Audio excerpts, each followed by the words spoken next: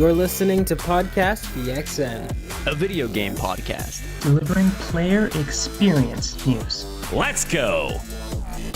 Yo, we are officially a quarter of the way through the year, and welcome to Podcast PXN, episode 237. I am one of your hosts, video essayist and video producer at Dual Shockers, Christian Macias. I'm joined over Discord by Kentucky's #1 Spartan, PXN founder, Daniel Prindle, aka Dan is DTM. I am here. Hello. Here and alive. Thank you. Glad you survived. Rounding out today's threesome, the president of the Tifa Lockhart fan club. He's the Nintendo aficionado and artist extraordinaire at Roro. Hello. Glad to be here. Yes. No Gage for tonight, but he will return in Avengers 4. Stay tuned. Who's he playing? Who would Gage be in a Marvel movie? God. Ant-Man? No, I'm Ant-Man. I'd have to think about that. I'm gonna give him that, like, the Captain America ripoff from the show, Falcon Winter Soldier. You know what? I'm going to say Rocket Raccoon. Boom. Hey, that's a better answer. Yep, better answer. Way better answer. Folks, thank you to everyone watching us live and participating in the chat. Just as a reminder, we're live each and every Wednesday at 8 p.m. Eastern on YouTube. Just search Podcast PXN. Also streaming simultaneously at twitch.tv/Podcast PXN. Topic of the show this week is 2024 in games, reviewing all the games that have come out so far, and also looking ahead, what's on the horizon, current gaming discourse, all of it that is defined this year in games so far. But first, the show always starts with a quick bite, so let's go ahead and jump right in. Before we even get to some news, I have a little PXN trivia mini game I'm going to do real quick. I've been researching some stuff for an upcoming video project and figured it'd be a little bit fun just to share some of the stuff that I've learned so far, but make a game out of it, have you two guess some little factoids. Without Googling, in the last 50, well, hold on, I need to think about which question to ask first. There's a couple I have in mind. In the last 20 years, what franchise has... Which franchise has made the most appearances as the #1 best-selling video game? That's easy, right? Is it? I guess I have one answer, but I'm not sure if it's the right one. It has to be Call of Duty, right? Call of Duty is correct. Of the last 15 years, how many times has Call of Duty appeared as the #1 best-selling video game? The last 15 years.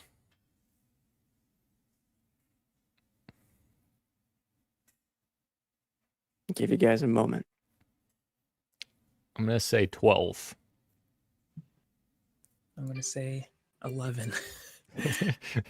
Bro, I see what game you're playing, and you would be wrong because Dan guessed it exactly. Boom. It was 12 on the money. Because Hogwarts Legacy. Yeah. Grand Theft Auto 5. Yep. And to be honest, I just said there's probably one more in there, so I threw one more. Then I'll ask this. You just named 2 other franchises. There are 2 more franchises that have made the appearance at the #1 spot. Can you guess them? You don't have to say the exact game, but just the name of the franchise. Oh. If you already got a Grand Theft Auto game, you got a Hogwarts Skyrim. game. Is it Skyrim? No Skyrim. No. I'm sorry, not 2, 3. There's 3.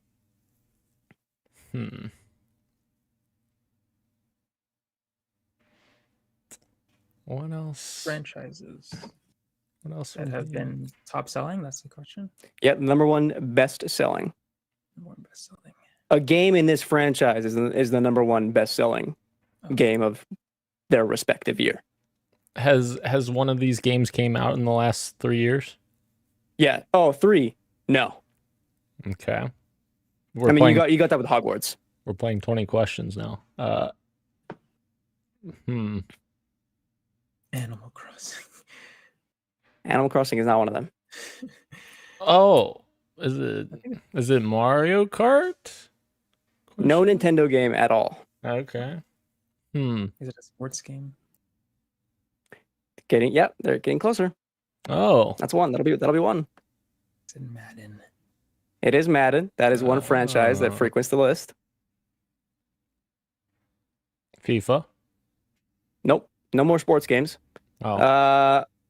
A first-person shooter and a third-person action-adventure RPG. A first-person shooter and a third-person action. I mean, it's not Horizon, right? Nope. Well, I'll give you a hint. Look at Dan's shirt. Okay, I was gonna say What? for the first person shooter. Halo 3, Was that in the last 15 years? 20. Last 20 years. Oh, I thought we were 15.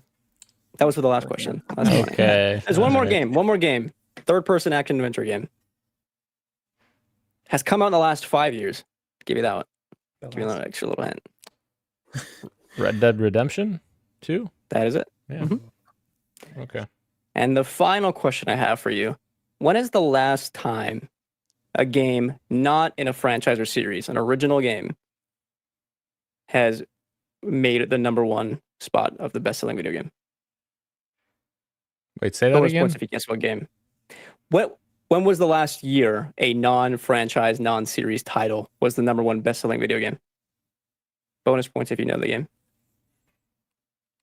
Well, obviously it's not the last 20 years because we just did that, right? Guess so. Maybe. I honestly have no idea. It's Tetris back in 19. I don't know. Yeah, I have no idea. It's going to be something stupid out of left field. Yeah, 2008. We Play. Oh, of course. Before that, 1993. Mortal Kombat. Wow. Hmm. So Before that, it's just 80 stuff. So We Play was the third one to the first question that you asked us, right? Or the most selling games of the last 20 years? What are you asking me right now? Well, so I guess GTA 5 and Sorry, no, Hogwarts. non-franchise. No, We Play was not a yeah. Mhm. duh. That would have been the Madden games, the Halo games, GTA, Gotcha. Red Dead, Hogwarts. Jurek says, Anyway. "Oh yeah, that heap of which I think he might be referring to Halo. Halo 3, yeah, for real. I don't Facts. think so, Keurig. I don't think Maybe so. he could be referring to something else, but I think it's Halo. Better not You be know We what? Play. Yeah, I'm gonna say We Play better than Halo 3. No, get the fuck out of here. There's Yeah. the door. Like, all I'm saying is that We Play was on the list in 2007 and 2008. Halo 3, where you at? Got you there. Anyway, let's move on. Disrespect. Speaking of disrespect, let's talk about Embracer Group because this week, they turned around and had to sell Gearbox for $460 million, which will go down as a loss as they bought them for like over $1 billion, I think. Is that correct? Yeah. Yeah. The consequences of spending money that they really don't have, trying to make their portfolio stronger, and really just end up, devaluing themselves because they spent so much money that they really didn't have. Yeah. Can I read you? Go ahead. And Take-Two gets the fucking deal of a lifetime. They get Gearbox for literally half the price, which is insane. At a recent investors call, this is what CEO of Embracer Group, Lars Vingfer, said. That their bold new strategy to get the company back on track after essentially spending a bunch of money that it didn't have. This is it. simply making better products and games. Yeah, it was that simple, dude. It's that easy. Incredible. Some not so incredible news. Certain Affinity has had its first mass layoff 17 years, a total of 25 staff, which is a sizable amount. Yes. He did say, Max Oberman, the studio head, did go on to say that most of the positions were like, I guess, corporate positions. So mostly like developers are okay, but yeah, that still sucks. Better than the alternative, I suppose. But still, layoffs are layoffs. Yep. Some good news. This is from the sort of the film world, but it is a video game IP. Sonic 3 director Jeff Fowler has announced that the movie has concluded filming. Now it's on to post-production and editing for its release date of, I think, sometime this year, isn't it? Is it like late in the year? Or is it next year? I think it's this year. I think it's like a December movie. December 20th, Yeah. 2024. Yeah. Got a couple of months to wrap that bad boy up. Very excited. There was another picture that I think Jeff shared when he announced it. It might be in the article actually. I didn't look yet, but he had like the big director Yes. thing, The clapper. the clapper, and it had like doodles of the characters, and Very cool. probably not what Shadow will look like in the movie, obviously, because it's like a Tyson Hennessy drawing. But it's cool to see these characters. I'm excited to see Shadow. We still don't know who voices him yet, apparently, which is crazy. But I'm looking forward to learning more about it. It's Troy Baker. Oh God, I'm just kidding. no! Please no! Oh God. Can you imagine? Fortunately, Yeah, yeah. I tap out. I'm already tapped out, but speaking of things I'll be tapped out of, Silent Hill 2 Remake was recently rated by the ESRB. They had a description of the game up on their website. And then Jeff Grubb quote tweeted someone who was doing a little bit of sleuthing and put together some math and was essentially put together that the cadence of episodes that Silent Hill Ascension has been releasing will mark the end of Ascension to be somewhere around May, meaning that Konami will seemingly have more news once people are focused on the next Silent Hill thing after Ascension is over, which would coincide, perchance, this may be more of a street meat item actually, now that I'm thinking about it, but will coincide with seemingly a planned Sony event in May. So we may be seeing Silent Hill 2 Remake sooner than we're expecting here. I guess, although I guess it is almost the summertime where these directs and showcases happen. Very exciting for those horror fans. I'm scared. Rose, one of them, right? Just kidding.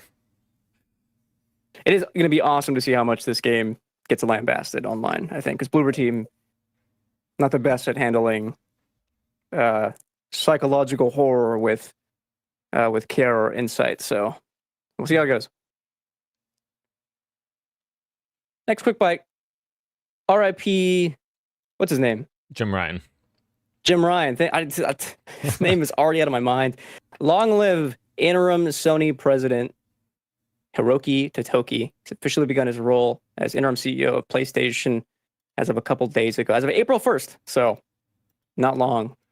We'll see if he ends up being named the permanent chair or if that'll eventually go to someone else soon. But until then, stay locked at PXN for breaking news on all things Sony, Xbox, and Nintendo and PC. Am I right, fellas? Yes. Every Wednesday at 8 p.m. Eastern Time live on YouTube, Twitch, everywhere podcast service. Yeah. My take is I'm just happy Jim Ryan's gone. I have not liked his. Yeah.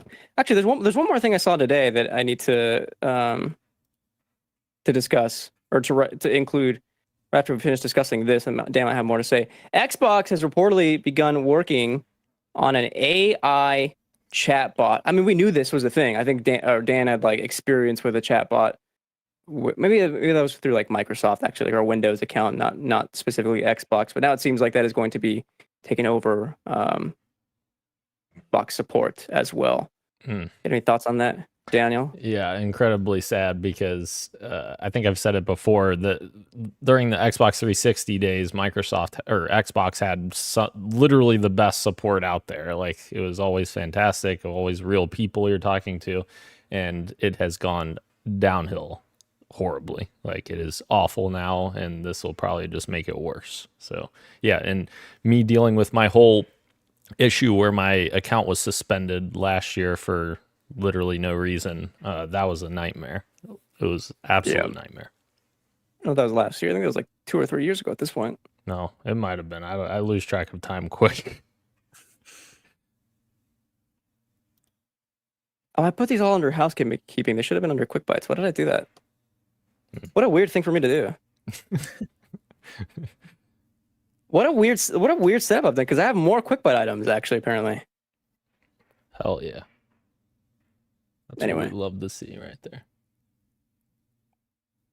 There's no news of the week, by the way. Like the news were so sparse that, like, we'll have more to say at the end of the episode and towards, catching up what you got for us. So, a few more quick bite items. Bungie, some Bungie news. Ben Lewis, Destiny 2's communications director, has now left Bungie. And then yesterday, Jeremy Rich, the managing director of revenue and product management at Bungie, also announced his departure after 7.5 years. Rich has now joined SIE, Sony Interactive Entertainment, as the head of product management for live service games, which not apparently, but consensus from what I've seen online exclusively via Twitter replies, so that's a huge grain of salt, is that people are kind of not happy with either direction both Sony and Bungie are taking. Obviously people aren't happy with the current state of Destiny. Does not bode well for Final Shape to have X amount of people leaving the company, and also just people kind of speculating that, like, well, if people that are are in charge of maintaining Destiny aren't doing so as effectively, how will they fare when they move on over to managing live service as a whole for Sony? Obviously, I don't have a take in this yet, but if things do go south, negative, whatever, if things do go sour, might end up being a win overall, because I don't know how sustainable having multiple live service titles will be in the long run for Sony. We've worried on this channel before. Yeah. I mean, and they're competing for each other's attention. Like that's always the issue with live service, right? Every single live service game is trying to keep your attention and keep you playing that game and that game only. So it's like, if you have multiple of those, kind of, fighting against one another. Yeah. Hamilton. I'm not worried about Bungie as a whole, but I'm so sad this is how Destiny is seemingly wrapping up, with like a fart in the wind, to me at least. Sure. Yeah. This is also the age-old discussion we have all the time. It's about the people, not necessarily about the company, because the people come and go all the time. And that's, I said that when Bungie didn't make Halo games anymore, I said it will be fine. And people still, to this day, people in the Halo community say, we want Bungie back making Halo again. Bungie in 2024 is not Bungie who made Halo. Like, it's literally a different company. There's still a couple people there that worked on Halo, but there's far different people working there. Speaking of live service titles, we've got news from the Warfront. Let's tune in to see how the soldiers are faring on Helldivers 2. Forgot, there's been some exciting stuff happening with that game recently. Of course, they increased the level cap from 50 all the way to 150. You can now become a super private by reaching that level cap. The developers also added a cape in remembrance of all the fallen Helldivers at Malevelon Creek, which it's pretty cool to see them that in tune with the community. Love to see that. There's also been spotting of these like silhouetted floating ships in orbit around the automaton planets. And then as of today, there's been these like giant, almost like AT-AT walker robots walking around some of the automaton levels, as well as an airburst RPG that'll help you kill the flying bugs with ease. Talk about doing live service the right way. That's very cool. Sure. Yeah, absolutely. Oh, here we go. I know what I did wrong. This should be in Street Meet. Those are all the quick bites. And now let's run over some Street Meet. Basically, just a lot of speculation on when games will be releasing. The first of which, Star Wars Outlaws. Recently, maybe like 2 weeks ago, it got its first rating. I think it was like in South Korea. And someone made some speculation about how when Ubisoft will submit games for ratings within the next 3 to 4 months of getting its Korean rating is when the game will release. This time, Star Wars Outlaws got its third rating, this time in Brazil. So all signs pointing towards getting an announcement of that game's release date somewhat soon. Summer Game Fest. Ubisoft has their own thing in June as well. Maybe there. Would be interesting. See if Ubi still knows how to make games, because they often follow that Ubisoft formula, and then the reviews come out and they're like, "Yep, this is just another Ubisoft game. You go to this tower and you do this, and that's it."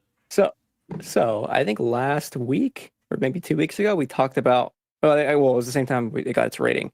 It was that it was a mature rating.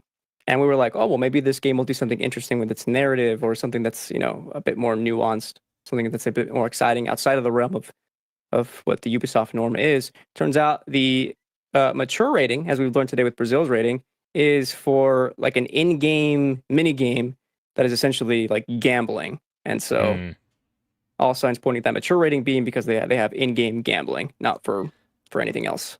And you know what? There's one other thing that I forgot when we talked about this. Australia has much stricter regulations for their game reviewing process, because I know games like Left 4 Dead back in the day got banned in Australia because of dismemberment, and games like Back 4 Blood, for instance, they were able to release there, but there was no dismemberment allowed. So yeah, isn't that crazy? That is crazy. What else is crazy? On April 1st, Silksong got its Xbox storefront, which was wild because it didn't have one before, but it did have one on the Nintendo eShop, had one on PSN, had one, I think, on Steam or wherever else it was. It was in other places, but it finally got an Xbox storefront. Most people that I follow online were like, we're not falling for it. It's not coming anytime soon. Here we are 2 days later, April 3rd. Today got a rating from Korea. Well, at least we became aware of this as of today. Supposedly, the rating actually went through back in February 20th of 2024. So now I'm on the train that Silksong actually might be sooner than we might think. But I mean, who knows? I've been burnt before. Every game you see here will be releasing in the next 12 months. Almost 2 years later.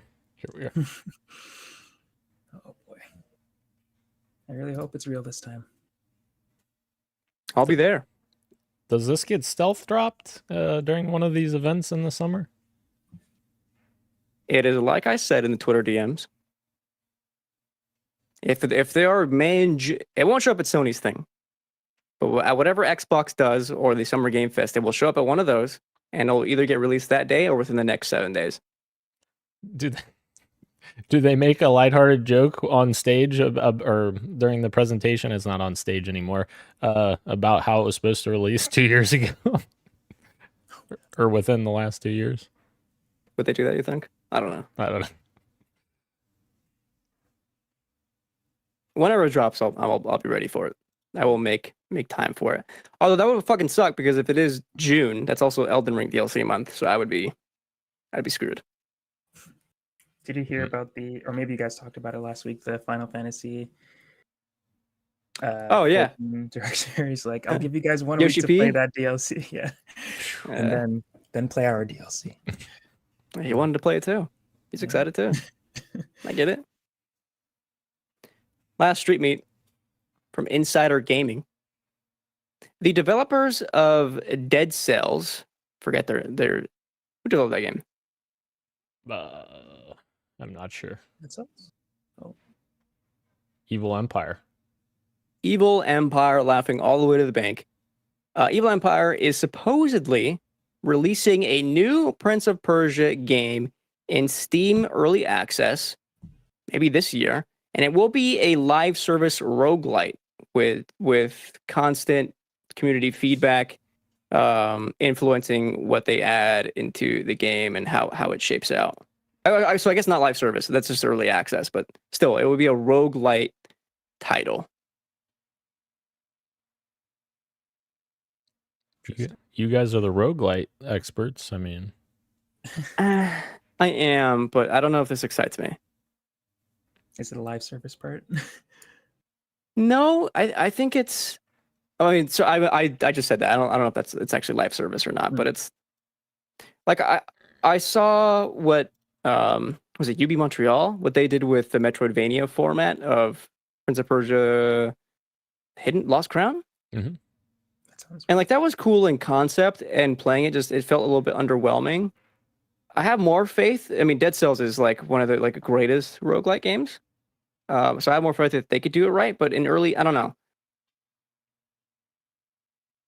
Yeah. I'm sure it'll be good, but whenever someone like announces that they're doing something that's currently on trend, I kind of wait and see with these, because I know I talked about the Last of Us roguelite mode being very underwhelming. How God of War did it right, and yeah, I'm just kind of hesitant to see if they actually pull it off or not. If they're doing it because it's popular, or they're doing it because they're actually passionate about making something good. That's Which they can do, like Dead Cells is a proven game, but I'm at the point where I kind of want to see it first before I start judging. Will we see this before the Sands of Time remake? Oh god, dude, probably. I'd say yeah. I think that's probably right there. I don't even know when we would see Sands of Time remake again. Maybe at Ubisoft's event later this year, but probably not. Probably not. Yeah, because supposedly they restarted development on it.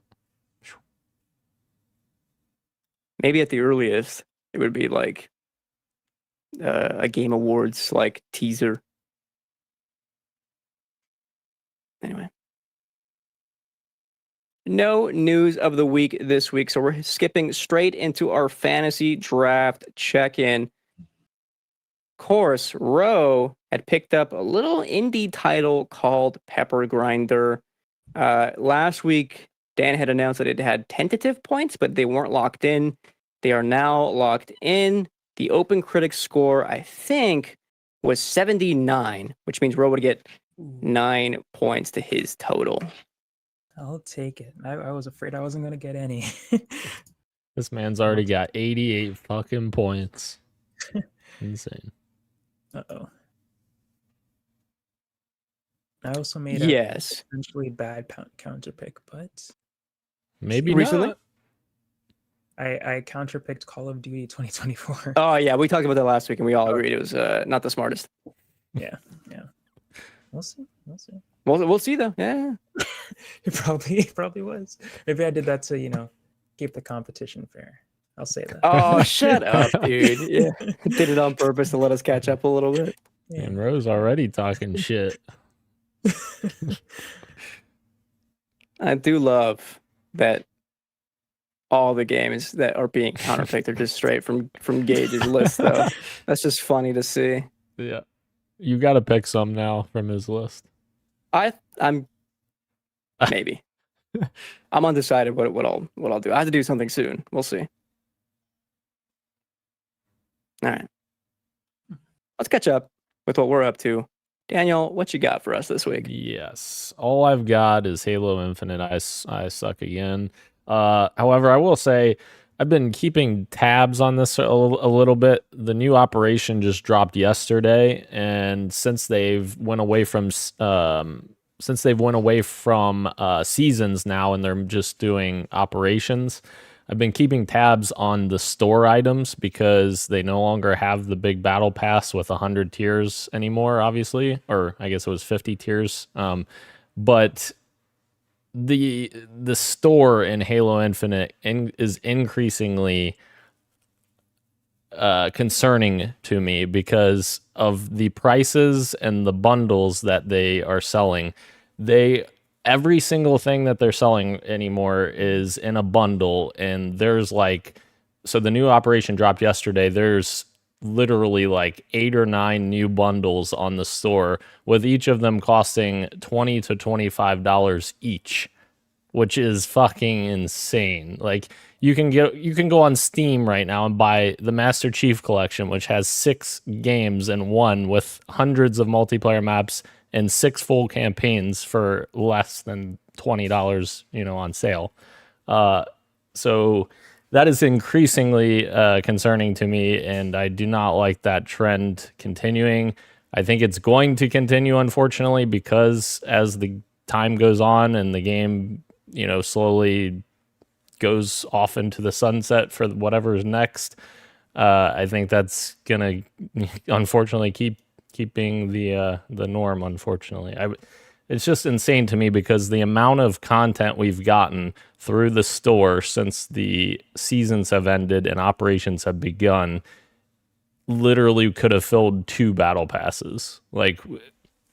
It's just it sucks, and I do feel for 343 because I don't think that it's their decision. I feel like this is a Microsoft decision, just as it was Microsoft's decision to end support for Master Chief Collection, and the new head of 343 was reportedly very upset about that because he's the man who fixed the Master Chief Collection. And yeah, it's just increasingly frustrating with the things that Microsoft continues to do with arguably its biggest brand. So that was recent, huh? That was recently that they stopped updating MCC. Yeah. That was like last month or so. It was last year. The last big update was July of last year. They did do an update a couple of months ago to do some bug fixes, which people were excited about because there was some serious bugs with Halo 3's campaign that they had introduced with that last update. But yeah. It's time is crazy. I thought it was recent that they stopped. Yeah. Oh my god. So, Roshan? I haven't played anything, unfortunately. So I haven't played anything. I did when Christian said to make sure you guys download content warning. I did. So I downloaded it. Obviously I haven't played it. But yeah.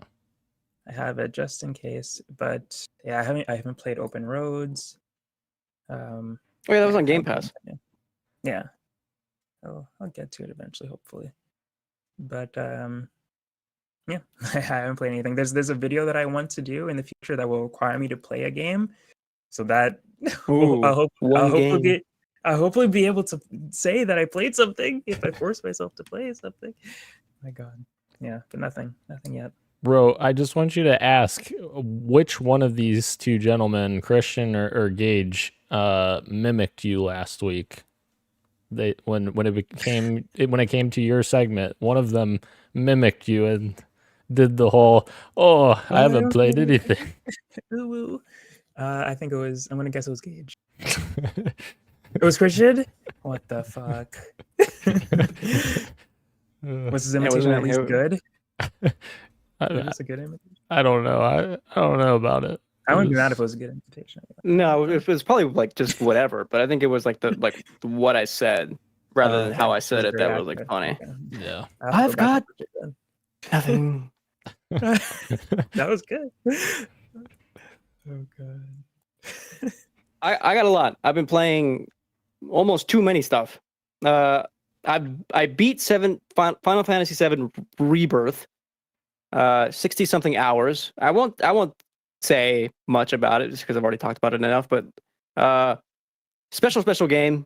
will go down in the history of gaming as one of the like most ambitious narratives that I think will only get better as age goes on. There's like a little bit of frustration that has like I've seen online discourse about with like some major outlets being unhappy with like the direction of that ending, but I think people just were expecting something else and were not happy that that their expectations were subverted. I think with time it'll only get stronger. That is like some next level shit they're doing at the end of that game. It's very cool stuff.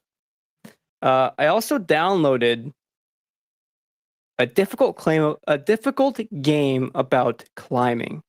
This is a solo developer who was inspired by that game Getting Over It, which is that game where you're like a little dude in a pot and you use like a stick to like get over little obstacles. It's like one of those games made for streamers to rage at. So this dude got inspired to do what is essentially the same thing, but like climbing with your hands. So if you use a game controller, it's L left trigger and right trigger are your arms. On a mouse, it's left click and right click, and then space bar or I think the stick on the Xbox gamepad is how you pull yourself up, and it's all momentum and physics based. I'm trying to talk about like movement mechanics in a future video, so I was like just kind of curious. And that game is really hard. It is indeed a difficult game about climbing because I'd never even beat the second area. In fact, I fucked up area 2 so bad, I ended up falling all the way back to area 1 and then rage quit. When you exit the game, it says rage quit. That's how you have to exit. Very hard.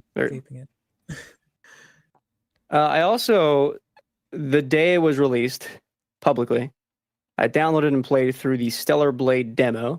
And then played the boss encounter that you unlock after beating the demo. And I tweeted about this, but this game could have been a lot cooler than it ended up being with so far.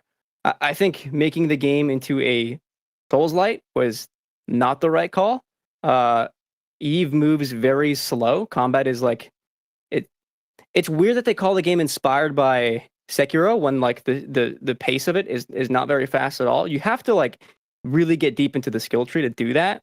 So it's kind of you don't start off very. It doesn't feel fluid or fun at first. It feels like actually really constricted and tight, not in a good way. So when you play the boss encounter and you have like a bunch of shit unlocked in your skill tree, I'm like, oh, okay, this is what combat is supposed to end up feeling like. But it just how long will it take to get there? Maybe probably too long, I'd imagine. The story is also seemingly somewhat generic, but yeah, so far I'm kind of mid on it, and it will indeed be a game that I wait for reviews for, or a sale probably to even pick it up.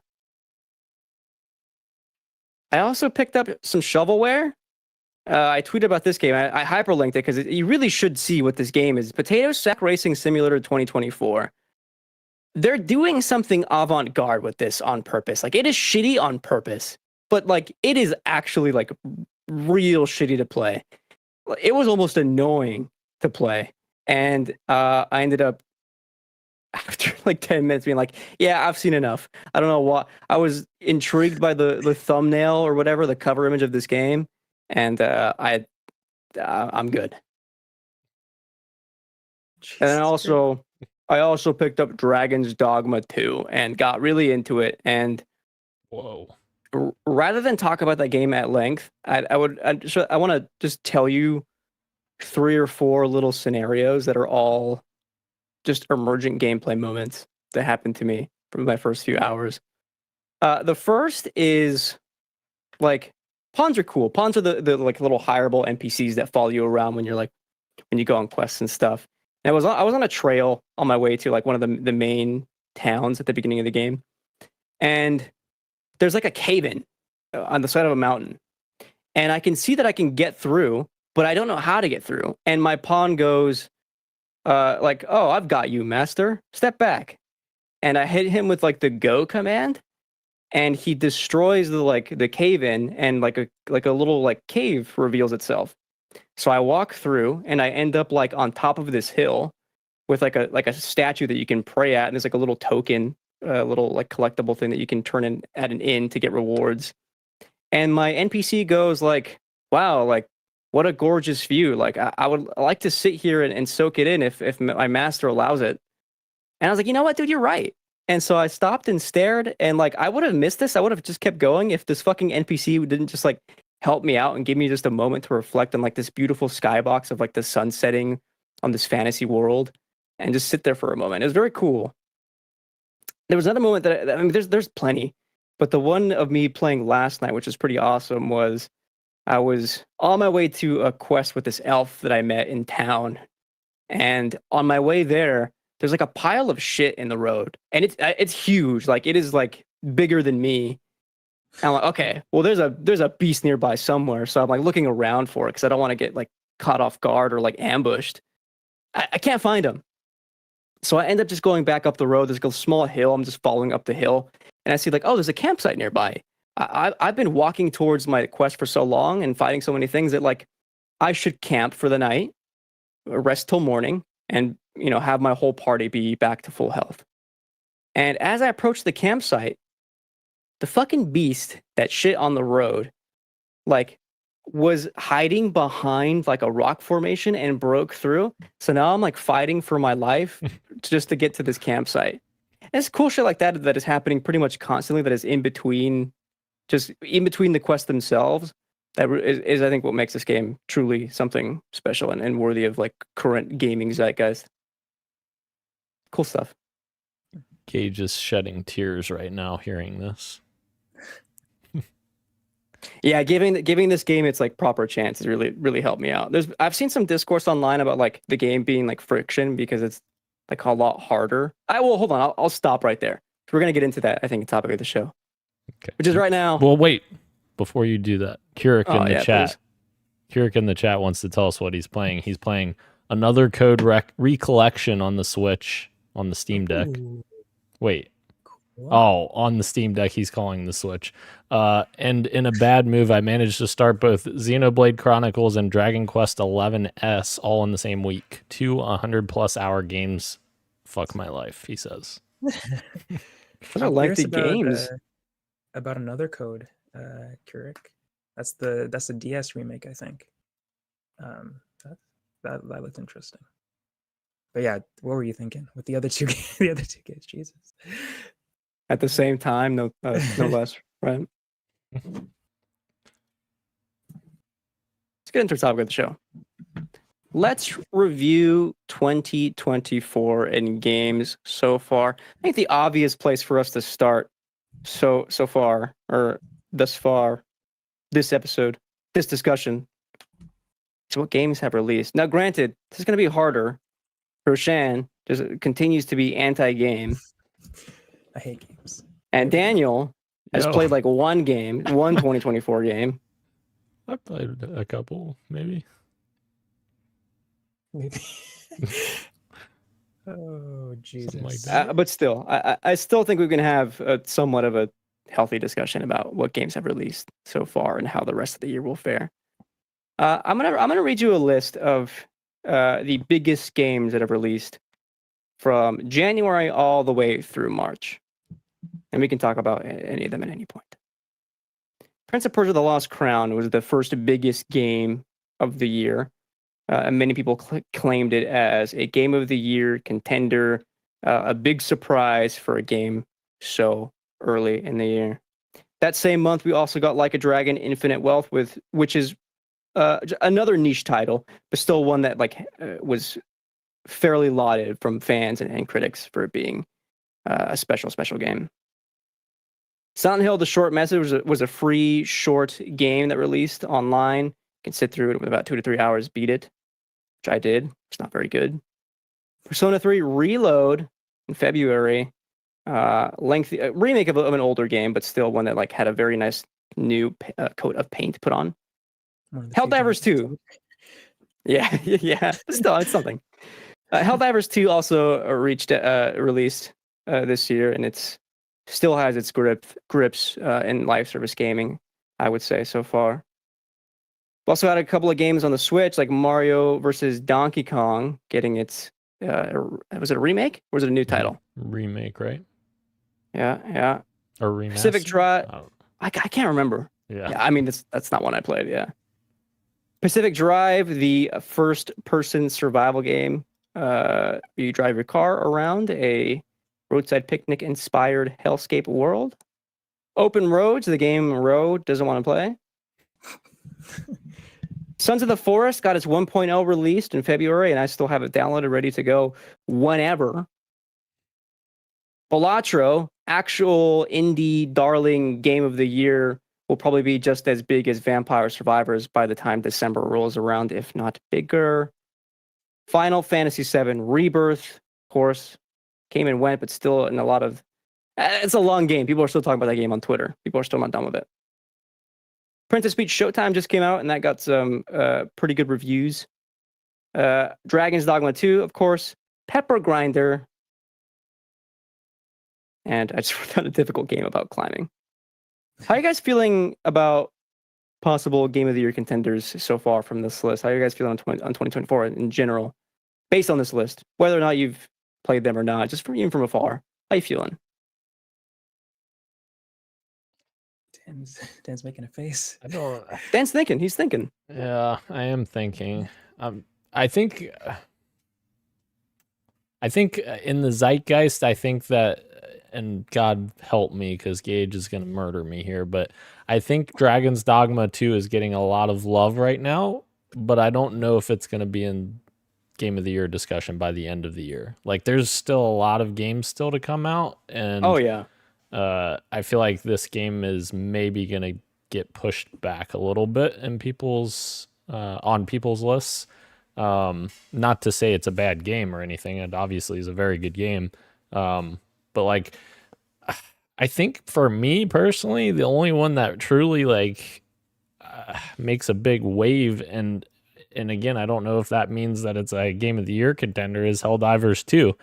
And I think that what they're doing with the live service and doing it the right way and not having toxic and terrible microtransactions, I think is very important for the discussion of, live service games and what they should be.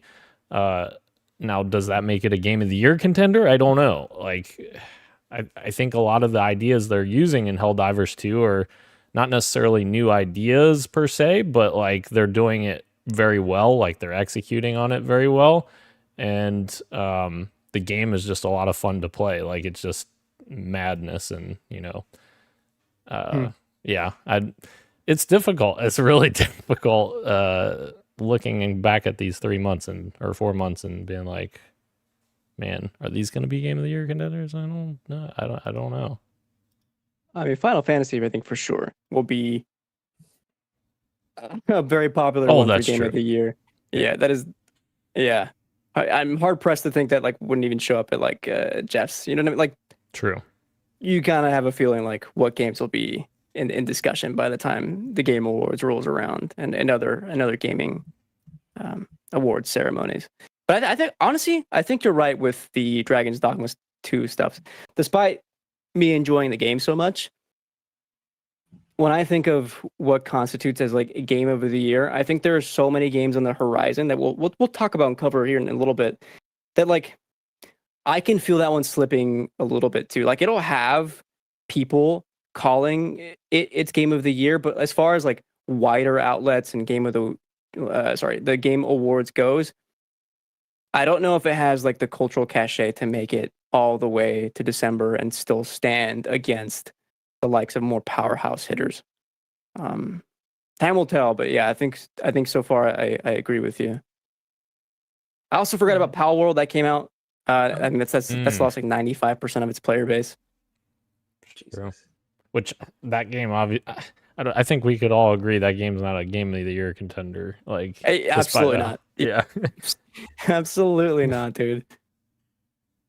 Like, I can't think of a Game of the Year besides like Final Fantasy, like you were saying, Christian. But I'm thinking of like the subcategories as well. Like Tekken 8 is like a really popular game. People really like that it came out. Was that this year?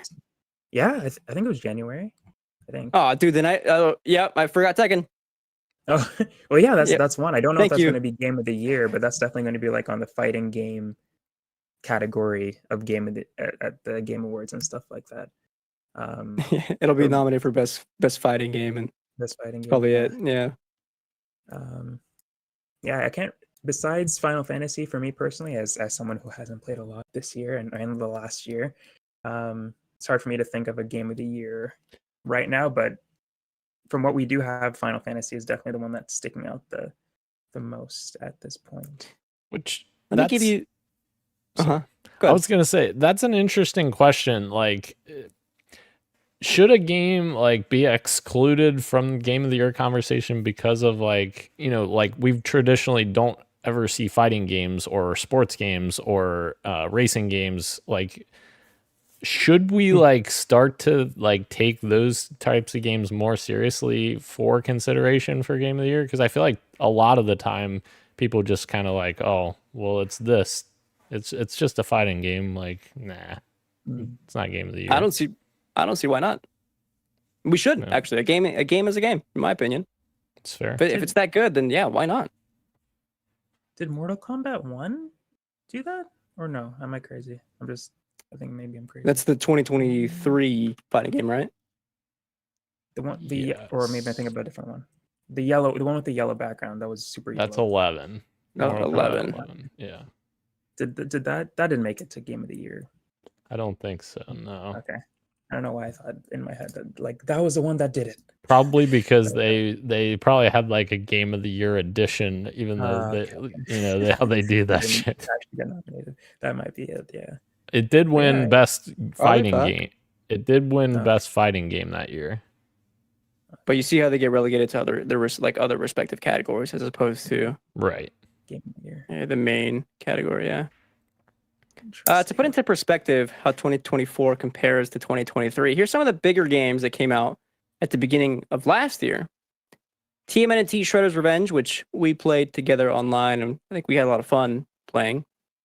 What was the other? We have Forspoken, released in late January, as well as Hi-Fi Rush, which did end up having its flowers at the end of the year with some outlets. Pizza Tower was also released in late January, and that game definitely stood the test of time by the end of the year. Dead Space Remake, also in January, by the way. Like, January was pretty stacked. Has a couple of February stuff. Hogwarts Legacy, of course, ended up becoming the best-selling game of the year, and that was released early February. Wanted Dead, a game that I was looking forward to a lot, released. Ended up being kind of mid in the long run, but still, game to highlight for sure. Atomic Heart was late February. Let's get into March here. Oh, sorry, Horizon Call of the Mountain. That was PSVR.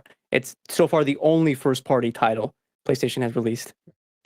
No more after that. One and done.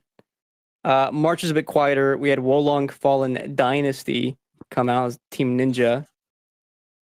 Let's see what else is standing out. Before Your Eyes. Well, that was ported. Excuse me. Yeah. What is that? Sorry. I had the stream up and it just started playing. Is that me? That was you. Bayonetta Origins, Cereza and the Lost Demon.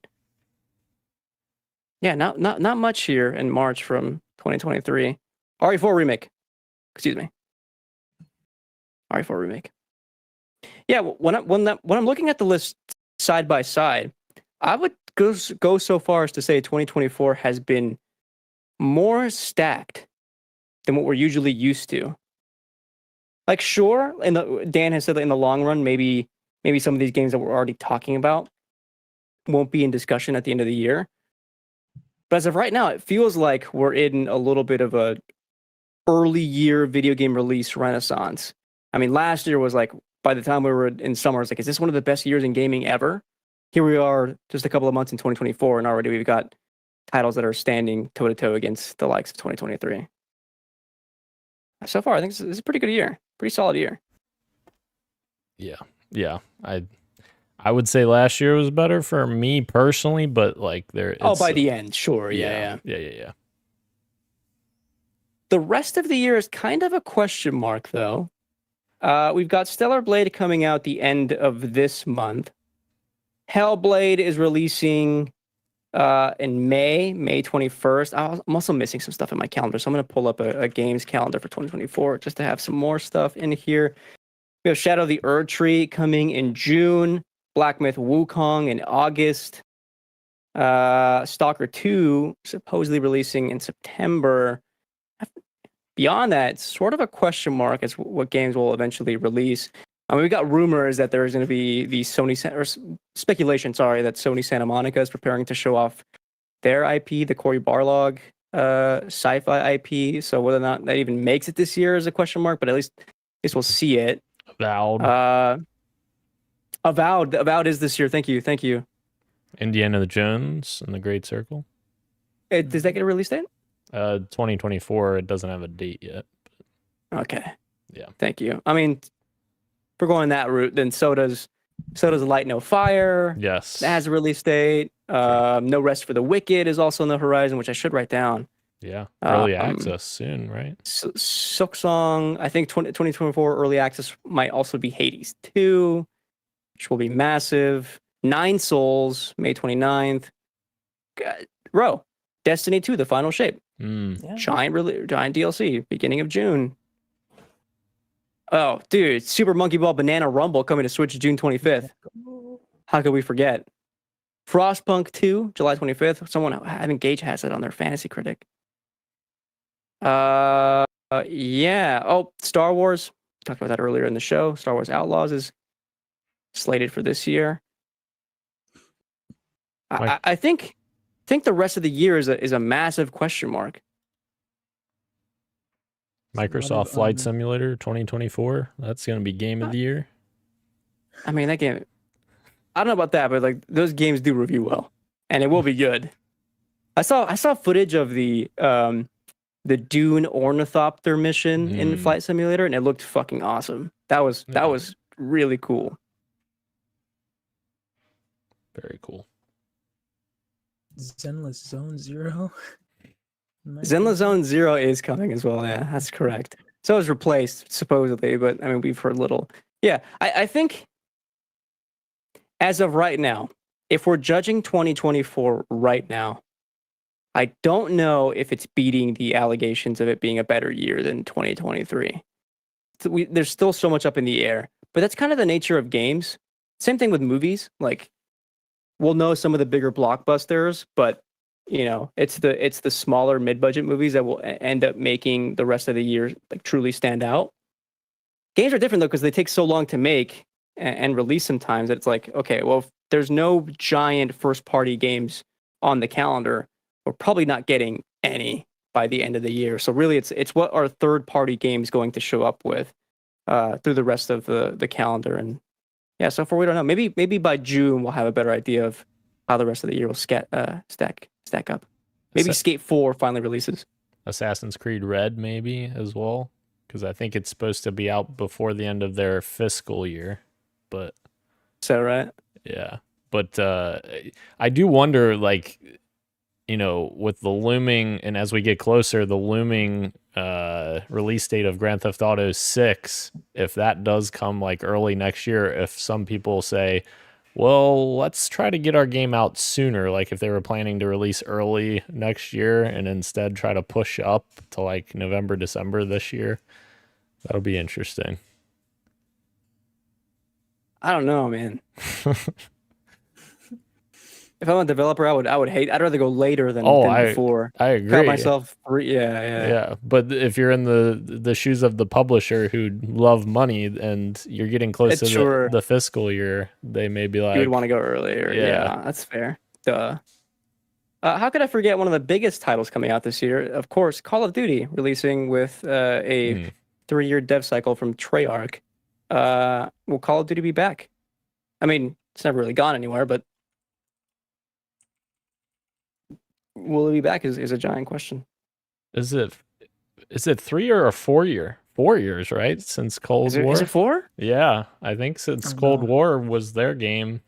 Because 21 was Vanguard, which was Sledgehammer. 22 is, yeah.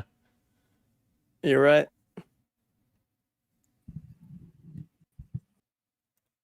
$2024 in review. So I have one question for you. I wrote down gaming trends and current discourse. The thing that people have been talking about this week is friction. That's what a lot of people on Twitter have been calling it.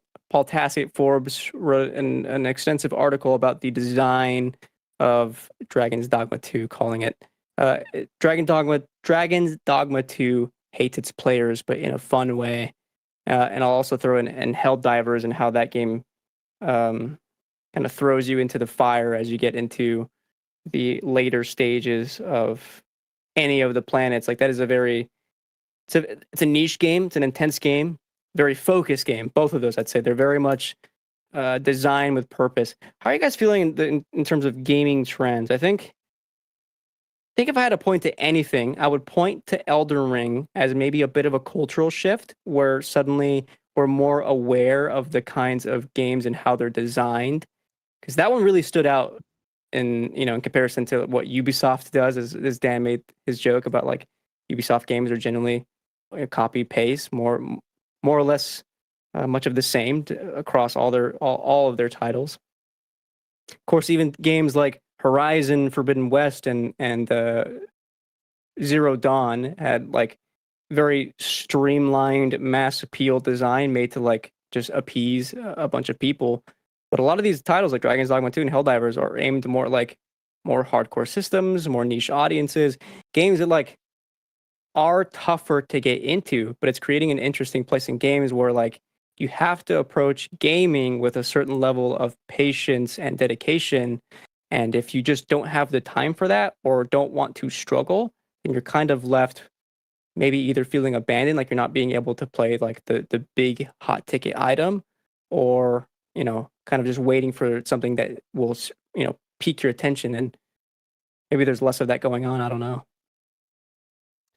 Yeah, and the thing is like chasing trends I feel like it very rarely goes well. Like, we look back at, like, I guess Fortnite as the most successful thing that followed a trend because that game was a completely different game. PUBG came out and then they completely pivoted to Battle Royale and it ended up doing very well for them. But I feel like there's more failures than successes when it comes to following trends. That I feel like you want to be the one setting the trends rather than following the trends. And like that was one thing that I loved about Bungie back in the Halo days was they were setting the trends. They were setting the trends for creating matchmaking that hadn't been really done in the way that they did it before. They, created the friends list for Xbox Live, which was literally non-existent before that.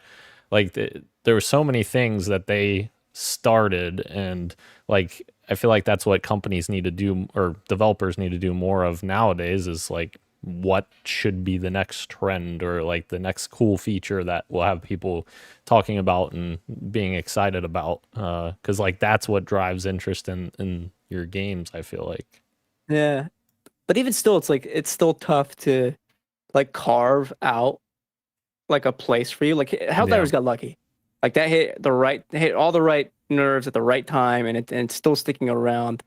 I would still go so far as to say like the finals is attempting something similar, and it still has its appeal and its audience, but it's become so much smaller, despite it being what I would say all three of us. But what I mean by that is me, Dan, and Gage, who like jumped in more. Yeah, all I think us three would agree that like is a unique and special game that is doing something different and is carving an identity. Yeah. But it's still like it could, even if you do all the right things, you might end up just being left behind anyway. Which I think is okay also. Like if you carve out a niche audience and you have a player base that supports you, like I think too often like we look at, what are the big blockbuster successes, like Helldivers 2, for instance, and yeah, that game's doing great. That's awesome to see. But like there's a lot of games out there that are doing cool shit and doing well, without doing gangbusters, for instance. Content warning. Yeah. With a unique idea to marketing. Not the first time they've done it, but it's the first time I've seen it in a long time. Have a game release free for a day, and now if you got it, you own it now, and suddenly you have like a mass audience of players playing your game, and then have free marketing by just sharing clips of that game. it's kind of working out for them in that regard. Otherwise, I don't know if I would have even had content warning on my radar at all. It's true. Yeah, that's a really smart idea. I wonder if more people will do it. I wonder if that'll become a trend where indies go free for a little while or do a reduced. Well, they already do the reduced cost on launch day, but that'll be Which I do like that. Yeah, I've partaken a few times in that as well. Yeah. And then you were saying with how some trends usually isn't the smart way to go, and I agree. Like with Suicide Squad is the most recent example for, I think, Oh God. where it's like, oh, Acclaim Studio tries the live service trend and it goes horribly wrong, as if we weren't all expecting it to do that. But for some reason, they tried it still. And the first season came out, the first update, and like how I felt with Destiny, it was like another fart in the wind. Nobody cares. Apparently, it sucks. There's no new thing in it. From what I read from Paul Tassi's article and video, just Joker, and all the missions are the exact same. It's like, what? How can you release something like that and expect? It's a free update, I guess, but still, it's like, what the? It's not just Joker. You have to grind the same missions you've already done at the end of the game, the like base campaign to even get Joker, or you can buy him for real world money. Which is the same thing Warner Brothers did with one of the Middle Earth games, where like to get the ending of that game, you had to grind at the end, or you could just buy a microtransaction to fast track and get you closer to the ending faster. Which is like, yeah, they apologized and they walked that back, but did they really learn their lesson? Of course not. The Road just brought up Joker. So it's the same practice. Yeah, It's sure. 7 more seasons, I think, or 6, if it was. I don't know. And the boss is a reskin again. Yeah. Oh yeah. I think all the bosses are supposed to be Brainiac alternatives in these seasons, which is wild. Crazy. That doesn't sound very fun. Yeah. I was gonna say I can't. I guess I can't speak. I played Destiny for years, and a lot of the stuff was reskins, but it was fun to play. It was really fun. That 30 seconds Sure. of fun, that loop. Yeah. Exactly. If you had to give 2024 a grade so far, whether it be with numbers or letters, what would you give it before we close out the show? I would give, as someone who hasn't played most of the games in it, but I would, as someone who has watched the games, and I would say a B for me. That's exactly what I was thinking as well. Not a B plus, not a B minus, a B. It's a solid B. I'm with you. I agree. I was gonna say a C plus. Whoa, But- Yeah, that's fair. That's fair. Yeah, I don't know. I look at the amount of games that like are in my 2024 backlog. Even it's like, damn, there's a lot of good shit. Maybe even if like not, I don't even get to everything, which I don't think I will. Like, who knows if I'll even touch Pacific Drive? I still want to play it though. Do you know what I mean? Like, there's enough swings here that's like, yeah, this is an exciting landscape, even if it's just early on, that I enjoy. But nothing is quite reaching these like A and S tier levels for me just yet. Helldivers and 7 Rebirth are really strong, but I Wait. still want something more. Tell me, what's up? You forgot South Park Snow Day. That should be. Dude, I mean, that game like got horribly reviewed. What are you talking- I know. What are you talking about? Okay, bring back the South Park RPGs because those were actually good. Stick of Truth and Fractured Butthole. Yeah, I mean, Stick of Truth was the one which obviously set it on that path. Fucking Obsidian, great work with that game. That was great. I played a couple of hours and then dipped. Oh, Never beat it. come on. Yeah, it's whatever. It was a great game. All right. What are you most excited for? I'll ask one more question. Is it Avowed for you, Daniel? It's probably a toss-up between Avowed and Indiana Jones, but I'm kind of thinking Indiana Jones just because I kind of feel like, I know that's crazy because I love Obsidian's games, but I've never been as big on like Skyrim and Elder Scrolls. Like I still enjoy them, but I'm a much bigger Fallout fan, or in Obsidian's case, Outer Worlds fan. So I think that slightly gives the edge to Indiana Jones. I'm very excited to see what Machine Games does with this game.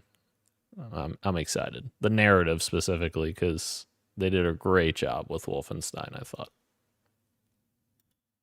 Do I even ask Ro this question?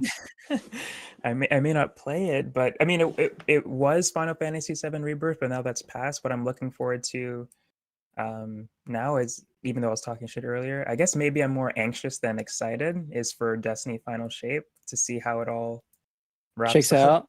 Yeah, So I think that's what I'm looking forward to the most now. sure. Glenn saying, to be fair though, Christian, Shadow of War was a fun game overall. Yes. I mean, sure, yeah. Yeah. I won't argue that. Yeah. Keurig also was asking about Snow Day. No, it is not a third part of the series. It is a completely different game, and it is not good. Don't buy it. That's from like the 64. I think I played that, right? Yeah. Wait. Snow Day? Wasn't that like the multiplayer game on Nintendo 64 where you just like threw snowballs at each other like a death match? I don't know. Yeah, because it's a port or a remaster or whatever. Oh, Isn't it? I didn't know that. Yeah, it might be. I didn't know that. That's interesting.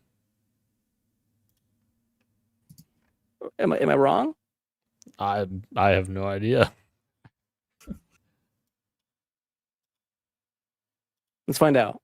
Apparently the universe takes place in the same universe as Stick of Truth and Fractured Butthole, because it says it takes place after the events of those games, but this is absolutely nothing like those games. So I'm wrong. There was a Nintendo 64 game called just South Park, and it was a first-person shooter where you use snowballs to attack enemies. Oh, interesting. And other people, other characters, but yeah. It's a Snow Day.